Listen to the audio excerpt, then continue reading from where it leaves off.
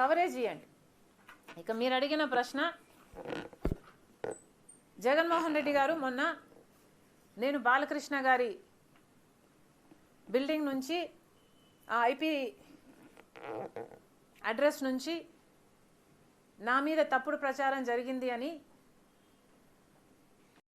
Case పెట్టాను, కావాలంటే నా మాటల్లోనే వినండి అని జగన్మోహన్ రెడ్డి గారు చాలా ఎంటర్టైనింగ్గా ఒక వీడియో క్లిప్పుని కూడా అందరికీ చూపించడం జరిగింది.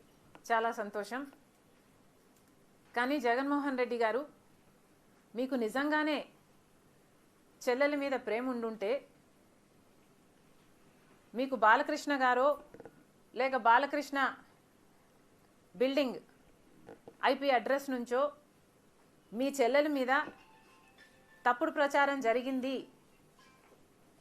అని మీరు నమ్మింటే, మీకు తెలుసుంటే, మరి మీరు 5 సంవత్సరాలు ముఖ్యమంత్రిగా ఉన్నారు కదా, ఆ ఇష్యూ జరిగిన తర్వాత 5 సంవత్సరాలు మీరు ముఖ్యమంత్రిగా ఉండి ఏం గాడిదలు కాశారండి? ఎందుకు ఎంక్వైరీ వేయలేదు బాలకృష్ణ మీద? మీరు ఇప్పుడు చెల్లెల మీద ప్రేమ ఉన్నట్టు మీరు మాట్లాడుతున్నారే. మీకు నిజంగానే చెల్లెల మీద ప్రేమ ఉంటే, ఏ ఇష్యూ అయితే బాలకృష్ణ బిల్డింగ్ నుంచి అప్పుడు జరిగిందో ప్రభాస్కు నాకు సంబంధం ఉంది అని, అదే ఇష్యూని గత 5 సంవత్సరాలలో మీ సైతాన్ సైన్యం మీ సోషల్ మీడియాలో మీరు వాడుకోలేదా? నేను ఏ రోజైతే కేసు పెట్టానో,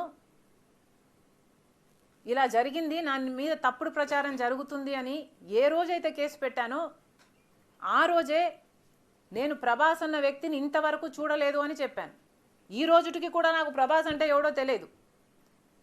ఈ రోజుటికి కూడా చెప్తున్నా, ఆ రోజు ప్రమాణం చేశాను నా బిడ్డల మీద నాకు సంబంధం లేదు ఆయనతో అని. ఈ రోజు మళ్ళీ చేయడానికి కూడా చెప్తున్నా, నాకు సంబంధం లేదు ఆయనతో. నా బిడ్డల మీద ప్రమాణం చేసి చెప్తున్నా. జగన్మోహన్ రెడ్డి గారికి ఇవన్నీ తెలిసి కూడా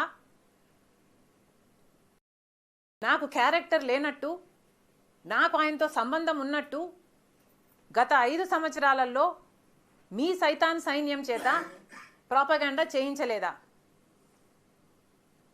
మీకా చెల్లెల మీద ప్రేమ ఉన్నది, సిగ్గుండాలి కదా.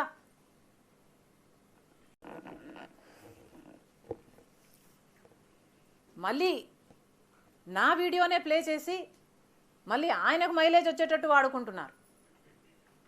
అంటే నా వీడియో పనికొస్తుందన్నా మీరు వాడేసుకుంటారు. సో మీరు చెల్లెల్ని వాడేసుకుంటారు, మీరు తల్లి మీద కేసైనా పెడతారు, మీరు నాన్న పేరుని సిబిఐ ఛార్జ్ షీట్లో అయినా చేర్పిస్తారు. మీరు ఏమైనా చేయగలరు, మీకు మీరే సాటి సార్.